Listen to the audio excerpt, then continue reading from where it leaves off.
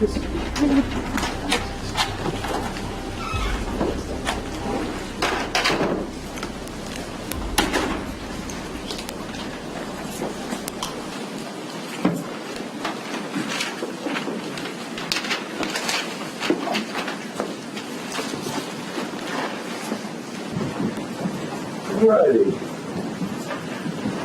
Please be seated.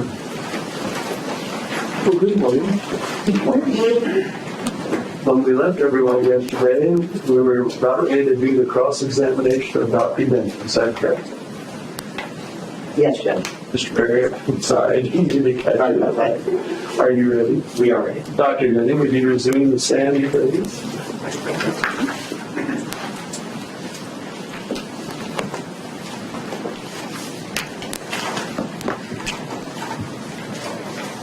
Have a seat. I want to again remind you that you're still under oath. Yes, sir. Thank you. Mr. Perry. Thanks, Judge. Dr. Denney, how many people with autism spectrum disorder have you evaluated? Oh, a handful, maybe 3, 4, or 5. Not very many. Does the 3 to 5 include Mr. Godejohn? Yes, it does.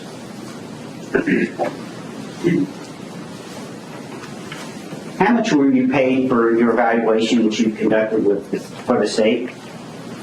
I was contracted to up to $6,000 for the evaluation. That's not including my time thus far in the actual trial. So that would be $6,000 just to do the evaluation, the testing, the report, the interviews, They're reviewing all of the records. and reviewing the records. How much were you paid for today's testimony, yesterday's testimony? I haven't totaled it up, but it's $150 an hour.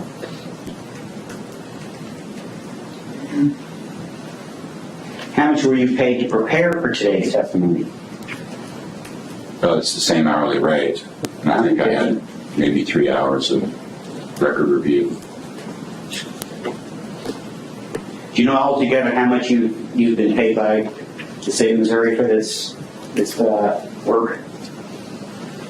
Well, I've been paid $6,000, as I said.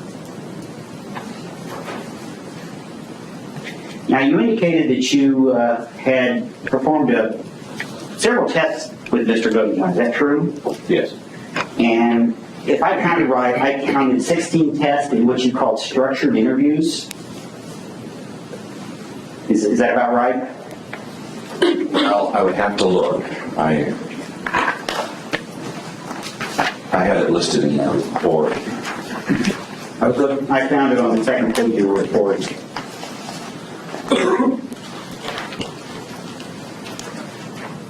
Yes, that is correct. And do all of these tests, in your mind, help you determine your diagnosis? Well, they assist. They certainly inform the diagnosis. You also indicated that you reviewed a lot of police reports Yes, I did. in your preparation for this evaluation. Is that correct? Yes. And among the things you reviewed, among other things, you reviewed a case summary. Yes. Do you remember what that was? The Greene County case summary? Yeah. Yes, it's an overview of the facts of the case. You reviewed a case timeline. Yes. You reviewed, among other things, an interview of Gypsy Blanchard. Yes. You reviewed some reports of 2 cab drivers. Yes, that's true. You reviewed some reports of some Gypsy Blanchard posts that she made on ChristianDatingForFree.com. Yes, that is true. You reviewed the felony information in this case. Yes. And you reviewed a proposed instruction with the mental elements of the murder charge. Is that correct? Yes, I did. And then a lot of other stuff. A lot of other interviews of family members and friends and stuff. People that knew Mr. Godejohn. Yes. And some Facebook messages. Yes, many Facebook messages. Now, you also indicated that you had been a staff psychologist for the FedMed for 8 years. Well, actually, I was working in the forensic evaluation unit for 8 years. I was actually at the U.S. Medical Center for 21 years. But 8 of those years was in doing evaluations. Well, no, all the time I was doing evaluations. When in 2000, after 8 years, I moved off of the forensic evaluation unit and then started working in the medical and surgical units. However, I was the only neuropsychologist in the institution. And so when forensic cases came into the forensic unit that had neurologic issues or memory complaints or cognitive impairments, then I was a consultant to that. And so then I would evaluate the pretrial defendants as well. So I continued evaluating pretrial defendants, just not at the same rate as I did when I was on the forensic unit itself. And while there, you performed pretrial criminal forensic exams with a court order? Yes, sir. And that would be by a U.S. judge? Yes, a U.S. District Court. And in the last, I guess, 8 years or so since you've been in private practice, how many evaluations have you conducted? Hundreds and hundreds of evaluations, but not, unless you're asking specific forensic evaluations. Forensic evaluations, Okay, that's good. specific, I apologize. I have done not a lot because my clinical practice is my primary activity now, but my forensic work, maybe 15 cases. And are those mostly competency to stand trial evaluations? I would not say mostly. Most of the cases I get involved in are actually capital murder cases. I get pulled in to evaluate the defendant at various different times in the process, mostly to identify whether they had intellectual disability or any other significant cognitive problems. But there have been 3 or 4 that were competency related, I believe. Now, you indicated that you evaluated Mr. Godejohn, correct? Yes. And you interviewed him for 135 minutes on January 25th, 2017? Would that be right? Page 14 of your report, I think, indicates that. That sounds about right. Oh, yes, yes. And you interviewed him then on the next day, the 26th of January, for 18 minutes? Yes. And then on the 2nd of February, I'm guessing about a week later, you interviewed him for another 115 minutes. That was the very next Monday. And yes, 115 minutes. So that's the amount of time you spent just interviewing him. Yes, I believe that's about 4 hours. And then you tested him with these tests that you talked about? Yes, sir. And that was on all 3 days. You did some testing on all 3 days, correct? Yes, sir. And of the 17 hours that you spent with him, or about 17 hours you spent with him, 12 of them were tested, correct? The 11 or 12. And then you then prepared the report, which is dated March 25th, 2017. Am I correct about that? Yes, sir. Now, I want to talk to you about this, we call it the Wechsler test. Is that how you say that? Yes, sir. The Wechsler Adult Intelligence Scale, WAIS for short. Okay, and it has a nickname? WAIS. Yes. WAIS, okay. And is that now like a 4th edition? It is the WAIS 4. Is this kind of just a basic IQ test? A common IQ test? Basic could be defined better, but it is the most commonly used IQ test. Okay. Yes. And in this particular test, you are looking at a number of things. Verbal comprehension, correct? Yes. Perceptual reasoning, Yes. working memory, Yes. processing score, Processing speed, yes. processing speed, and then full scale. Yes, there's actually about 10 different tests in this large group of tests, and they cluster together into those different categories. And with regard to verbal comprehension, you gave him an 87. By him, I mean Mr. Godejohn. Well, I didn't give him 87. He He achieved 87. You're scoring him up with 87. Excuse me, please don't speak at the same time. You're scoring him up with 87, is that correct? For the verbal comprehension index, yes. And that would be the 19th percentile? Yes, that sounds all right. Low average range. Low average. And that was a lower score than even Dr. Franks gave him for that, is that correct? Yes, he achieved a verbal comprehension index of 100 with Dr. Franks, right on the center of the average range. Then on perceptual reasoning, you gave him an 81, or you scored him an 81. Yes, he achieved an 81. Again, that's the 10th percentile. Yes, just a little bit lower than the first standard deviation below them. Again, that's a low average classification. Yes. And that also is a lower score than Dr. Franks gave him. Is that correct? Yes, Dr. Franks achieved a 90 on that index.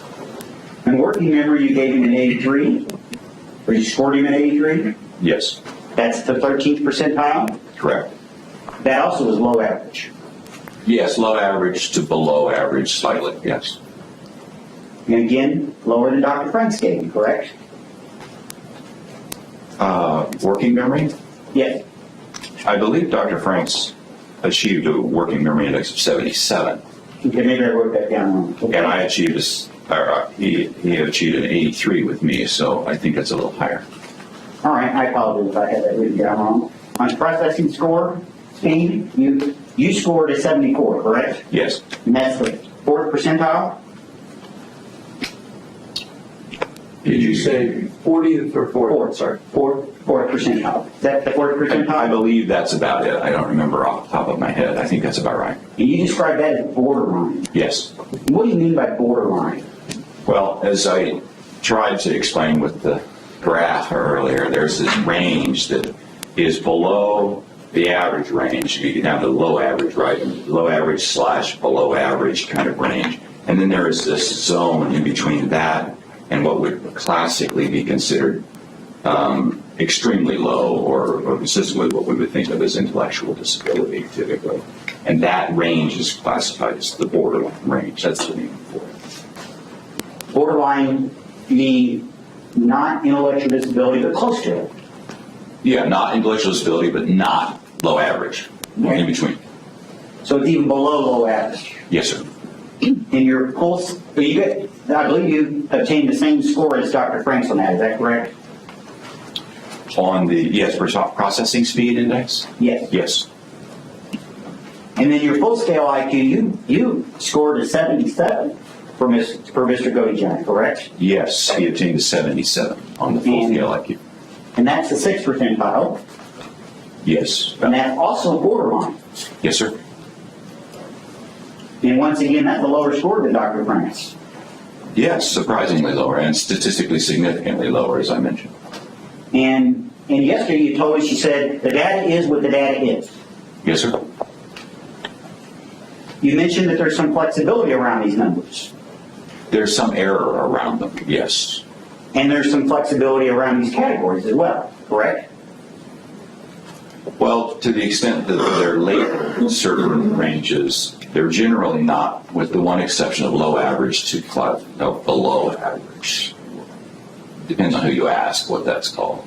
So it's very confusing, I'm sorry, because there's different classification schemes in the field right now, and we're actually trying to cohese that into one uniform standard across the field, but it's not there yet. And yesterday with State's Exhibit 184, which was the bell curve graph, you indicated that 68% of the population has an IQ between 85 and 115. Is that correct? 68% of the general population, yes. And the mean or the middle would be 100. Correct. Half the population, in theory, would have a lower IQ than 100, and half would have a higher IQ than 100. That is true to do. And among those 68% of the population, they would not all be clustered closer to 85 or closer to 115. They would be spread out along that entire range. Am I correct? Well, they are spread out, but remember the curve is like this, so they're spread out from 85 to 115, but they cluster towards the center. So most fall in the center area, but it gradually, the numbers get less and less and less as it moves out. That's the nature of the curve. So most fall closer to 100 than 85, correct? Is that what you're telling us? Well, yeah, it's the percentile ranking. For example, 100, the percentile ranking is 50. Okay, 50%, whereas less people fall at 16th percentile, only 16%. That's the bottom of that average. So if 100 is average and you gave Mr. Godejohn a 77, that would be, if my math is right, 23% lower than the average. Well, it's not 23% lower. I'm sorry, that's a mischaracterization. It's The percentile-wise, there'd be a 23% change in the percentile, but it's not like percentages 5%, 10%, 15%, 100%. But a 77, if it's a valid IQ score, falls in the borderline range. And that's a significant deviation from 100. Yes, sir.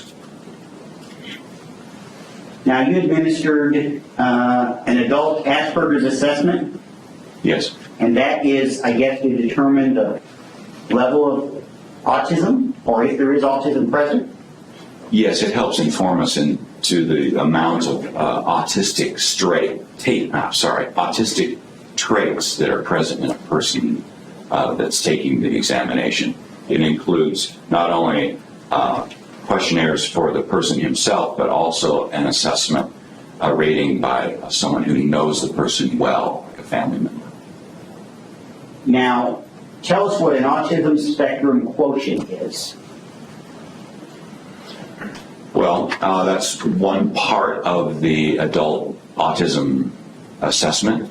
That's the autism quotient, and it's the questionnaire that the subject takes himself, and it identifies the amount of autistic-like thinking that the person has. It's commonly used in research as well as clinical practice. What would be an average score on that, do you think, for all people who take that test with autism? With autism? An average score with autism. Usually, individuals classified with autism. Now, with Asperger's included as part of autism. Yes. Because usually it's designed for Asperger's, which is just a mild classification of autism. Usually the score is above 32 on that test to classify as significant enough autistic traits to be consistent with the diagnosis. Is the Asperger's more or less severe the higher the number gets? The higher the number, the more autistic traits the person displays in their thinking. And he received a 28 in your review, based upon that. Yeah, when I totaled his scores, it was a 28 when I evaluated him, yes. And you indicated that 80% of the people with autism spectrum score 32 or more. Yes, that's right. What is an empathy quotient? The empathy quotient is another questionnaire that goes into the adult Asperger's assessment. And this is a questionnaire the subject takes himself, and it measures the amount of empathy type characteristics or empathy traits that are in a person's thinking. Usually that's low for somebody with autistic traits. And then, of course, you administered a relative question, correct? Yes, sir. And what relative did you talk to? I spoke with Mr. Godejohn's father. Which is the same person that Dr. Frank spoke with, correct? That's right. Now, what is an adaptive behavior assessment system test? Tell us what that is. The adaptive behavior assessment test is a questionnaire that can be given to the individual himself, or more commonly given to family members or teachers or people who know the person's functioning in various settings. And it's designed to measure their general adaptive function skills in home life, vocational life, academic settings, wherever, but the ability to adapt and function in that setting. And one composite of that is called the general adapting composite, correct? Yes, it's a total summary score for the measure. Dr. Denney, Mr. Godejohn scored a 72 on that, is that correct? I'm trying to find it. I know it was relatively low. I'd like to look and just verify that that's correct. If I can find that form. There it is.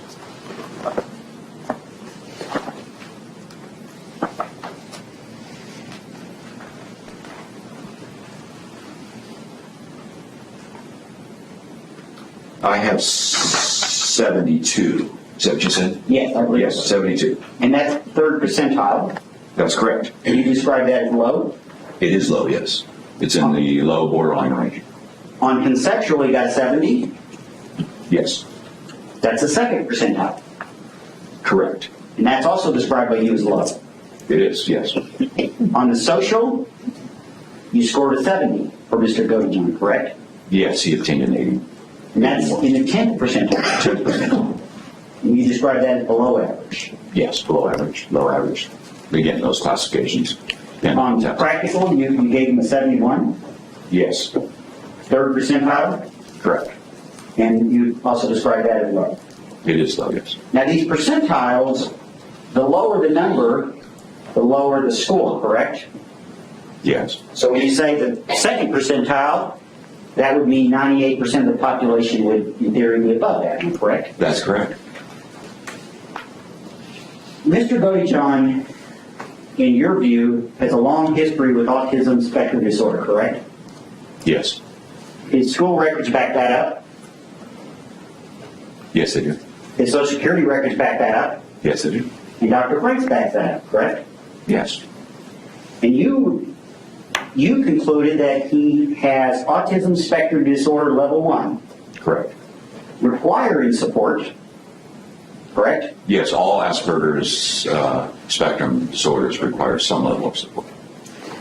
Without accompanying intellectual impairment. Correct. And you just asked my next question, or answered my next question. All levels of autism require some support. Exactly, that's the nature of the diagnosis. If they didn't require at least some level of support, it doesn't warrant a diagnosis. And the level of support that they receive might be indicative of their ability to be successful.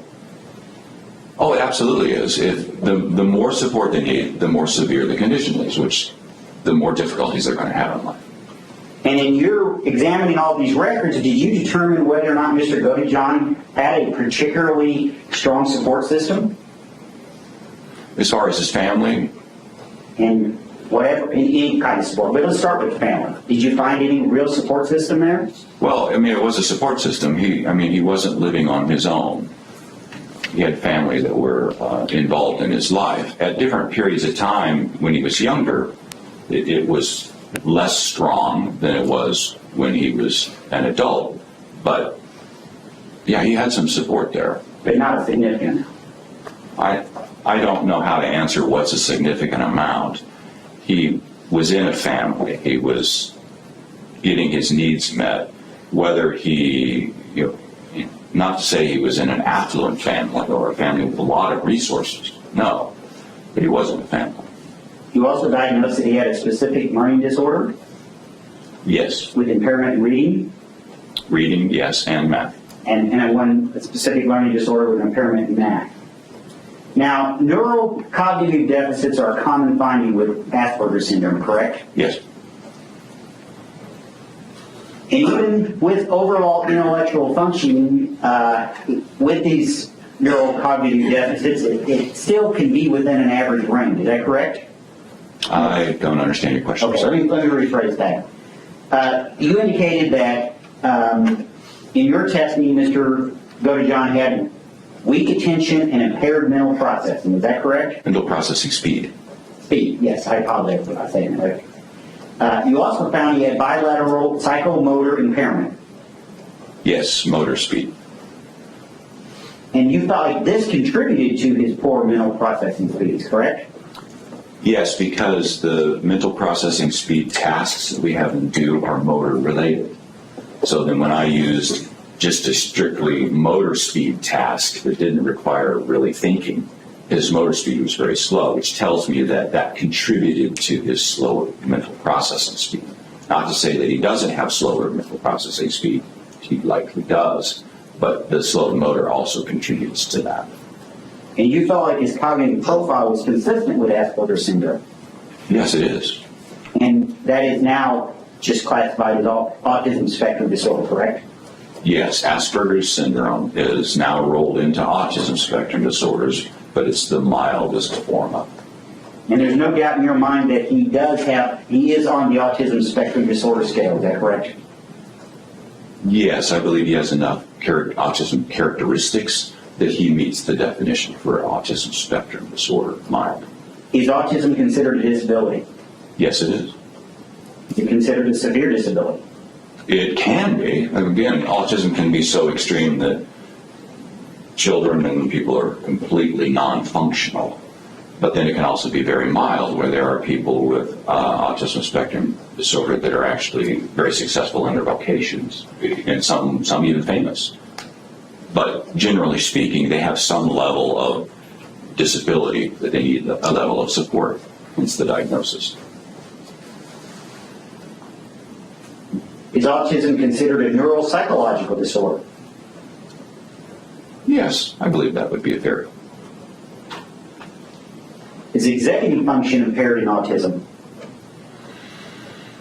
Oftentimes, but not necessarily always. And executive function is planning and reasoning? Executive function is a little broader, and it actually is like you'd think an executive. Well, the executive doesn't do the actual nuts and bolts of the business or whatever, but they're making sure that all those departments are functioning at their optimal. So they organize everything else, and that's the way it is in the brain. Executive functioning organizes and integrates the other cognitive functions. So it includes abstract reasoning, judgment, problem solving, mental flexibility, and then these can all be divided into language-based and non-language-based type of skills. Also impulse control. Does Mr. Godejohn have a neurological disability? Yes, I would say that autism spectrum disorder is a neurologically based disability. Even with level 1, which is what you've diagnosed Mr. Godejohn with, without substantial supports in place, deficits in social communication cause noticeable impairments. That is according to the State's Exhibit 185 that we showed you yesterday. Is that correct? That's at the DSM? No, the State's Exhibit 185, the table with the severity levels for autism, the prosecutor reviewed. Yes, that came out of the Diagnostic and Statistical Manual, but I'd have to see it to verify the way you read is the correct I'll be level. glad to show you my copy of the State's Exhibit 185 if you don't mind judgment or prosecution. My point from where you were reading from, well repeated, Mr. Perry. My question was, even with level 1, without substantial supports in place, deficits in social communication can't cause noticeable impairments. Okay, that's incorrect. You added an extra word. It's not I written. didn't mean to add the word can. Let me rephrase. No, that's not the word you added. What did I add? You added substantial. It doesn't say substantial. It says without supports in place. Okay. Deficits in That's social wrote down. I apologize. communication. Let me rephrase it then to be right. Without supports in place, deficits in social communication cause noticeable impairments. That's Is that correct? Yes. And even with level 1, a person who is able to speak in full sentences and engages in communication, but whose to and fro conversation with others fails, and whose attempts to make friends are odd and typically unsuccessful. Did I read that correctly? I believe so. It was fast, but yes. All right. Mr. Godejohn never paid your bills, did he? According to the information you had. And he told me that he did pay his cell phone bill. Did you ever have a bank account? He told me that he did have a bank account. He had one that was in his name, but then there was also another bank account that was in his and his mother's name. That's what he told me. I didn't verify that. Did he ever live independently? No. Did he need reminders to shower and groom? I believe that that was not uncommon for him to need to be reminded to clean up a little bit. Yes, sir. Judge, that's all the questions I had. Thank you, Mr. Perry. Say anything further? Just a few questions here. Yes, sir. Dr. Denney, within the autism spectrum disorder, you only have these 3 categories of severity, 3 levels of severity, correct? Based on a DSM, Diagnostic Manual, that's correct. And so with only those 3 available, you placed the defendant in level 1, correct? That's correct. The highest functioning level. It is the highest functioning level.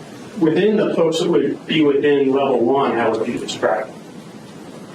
If we were to take just that group, I would say that the information I have and his interaction with me and the records suggest that he's at the higher functioning edge of that. Some of his scores regarding autism are actually higher than or better than what would be in this categorization. So he's really just barely in the diagnosis, in my opinion. Mr. Perry mentioned the executive function testing that you did with the defendant. How did the defendant score in those executive function tests? If I may look, Yes. I don't want to speak incorrectly. His overall executive function summary score, which is, again, a summary of all of the little tests that go in that area, was a standard score of 97. Okay, on the same scale we talked about earlier, which is a percentile ranking of 42, it's in the average range. Now, that module of the battery includes different tests. One, it was mazes, probably, being able to work your way through mazes with a pen and pencil, which he scored in the average range. The other one was judgment, which we talked about yesterday, which he scored in the above average range. And that's a verbal judgment problem solving. I read some of that to you. Categories, which would be verbal and to some extent nonverbal concept formation, to be able to pull concepts out of the information you see. It's very abstract. His score was in the average range on that.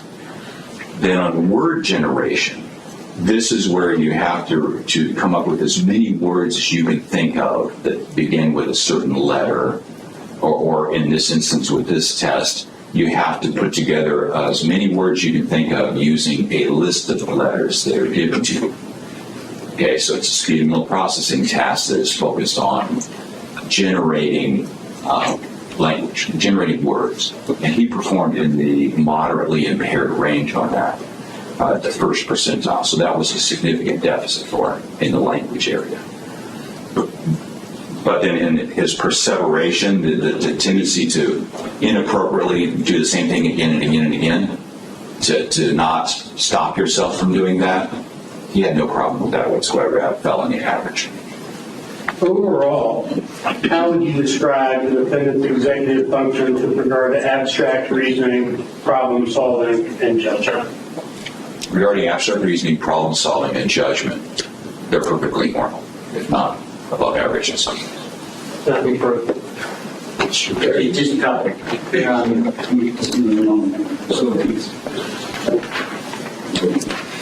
You indicated that, I think you said, if I got it right, that he's barely on autism.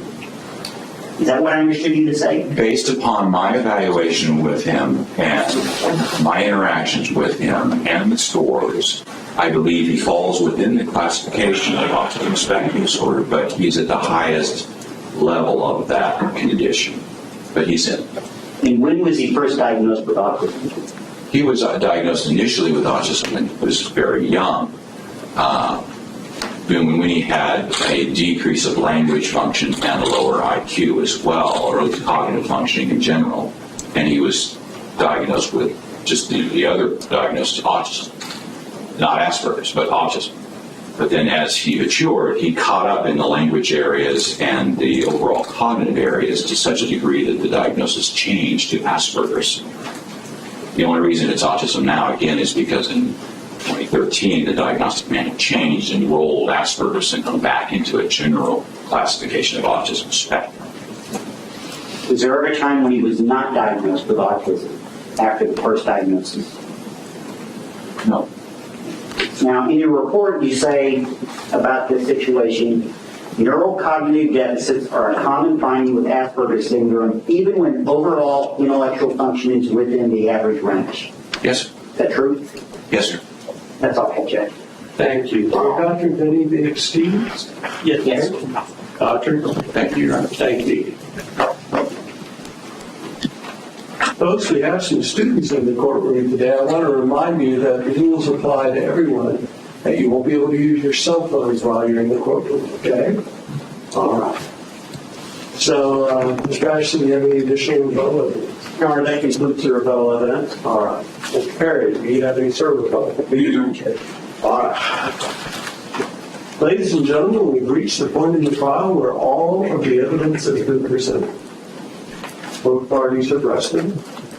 I have to work with the state and with the defense in crafting some jury instructions for you. If I could see the parties over here, real quick.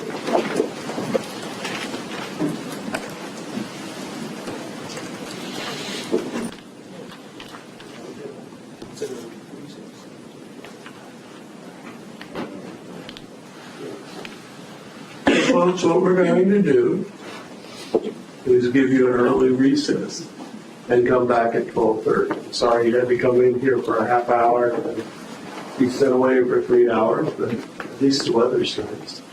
So, I want to again remind you of what you were told at the first recess of the court. Until you retire to consider your verdict, you must not discuss this case among yourselves and with others, or permit anyone to discuss it in your hearing. You should not form or express any opinion about the case until it is finally given to you to decide.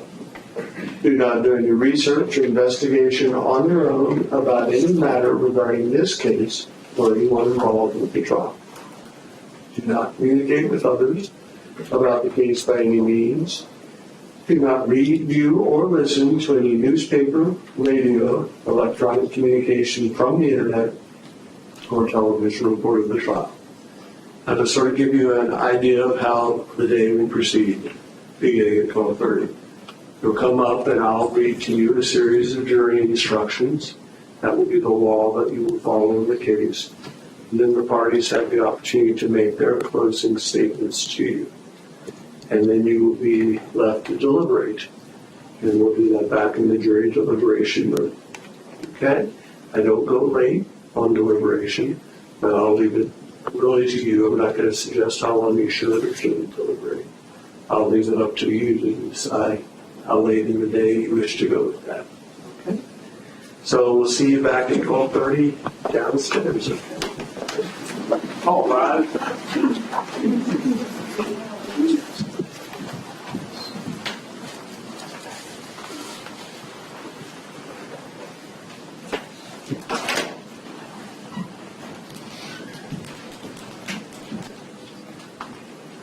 Alrighty. We can recess until 12:15, at which time we'll have the formal jury conference. And if I can meet with the parties, attorneys, privately, we'll go through this in full. So Mr. Godejohn will give you some warning, and we'll have you back here about 12:15, okay? All right.